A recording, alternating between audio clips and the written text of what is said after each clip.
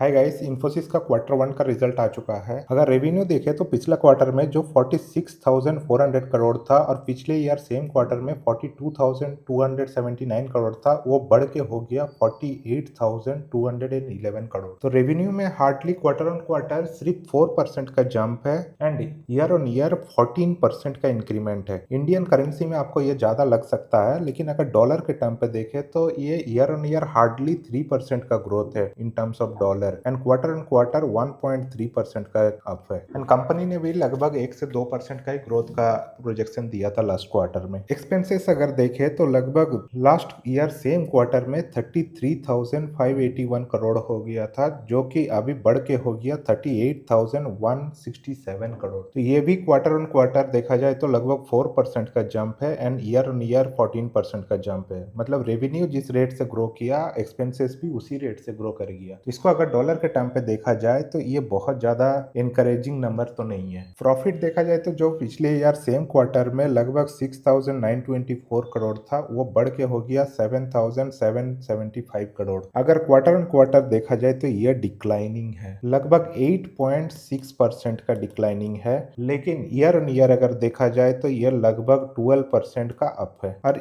ये quarter on quarter decline होने का मेन रीजन है ये इस बार टैक्स ज्यादा लग गया। अगर बिफोर टैक्स देखे तो ईयर ऑन ईयर भी इंक्रीज है एंड क्वार्टर ऑन क्वार्टर भी इंक्रीमेंट में ही है। अर्निंग पर शेयर अगर देखा जाए तो पिछला ईयर सेम क्वार्टर पे 16.7% था, जो कि बढ़ के हो गया था 21.01%। लेकिन इस क्वार्टर में ये घट के हो गया 19.9%। अब एक बात सोचिए कि इन्फोसिस एक ऐसा कंपनी है जो हर दूसरे म्यूचुअल फंड ने खरीद के रखा है। अब ये स्टेटमेंट समझदार के लिए इशारा काफी है। तो इस बार का रिजल्ट बहुत कुछ खास रिजल्ट तो नहीं है, ऑलमोस्ट मिक्स रिजल्ट ही इसको बोला जाएगा। जबकि फॉरेन कंपनीज का आईटी, फॉरेन में जो आईटी कंपनीज है वो काफी अच्छा रिजल्ट दे रहा। हालांकि कंपनी ने भी बोला ऑलमोस्ट 8% का रेवेन्यू ग्रोथ हुआ एआई की वजह से। लेकिन बाहर का कंपनी का जो भी एआई पे काम कर रहे हैं वो काफी तेजी से ग्रो कर रहा है। और इंडियन कंपनी, इवन हम लोगों ने टीसीएस का भी रिजल्ट देखे और इन्फोसिस का almost same kind of result देखे कि इंडियन कंपनी कम्पीट नहीं कर पा रहा। अब आने वाले टाइम पे देखना है कि एआई पे कैसा परफॉर्म करता है ये सब कंपनी और किस तरह का इन्वेस्टमेंट अभी एआई पे करता है, उसी से पता चलेगा। लेकिन करंटली उतना इन्वेस्टमेंट एआई पे दिख नहीं रहा। होप आपको ये वीडियो अच्छा लगा और आप चाहते हैं कि इस तरह का वीडियो और बनाए, या आप जिस कंपनी में इन्वेस्ट करते हैं उसी को रिलेटेड इस तरह का क्वार्टरली रिजल्ट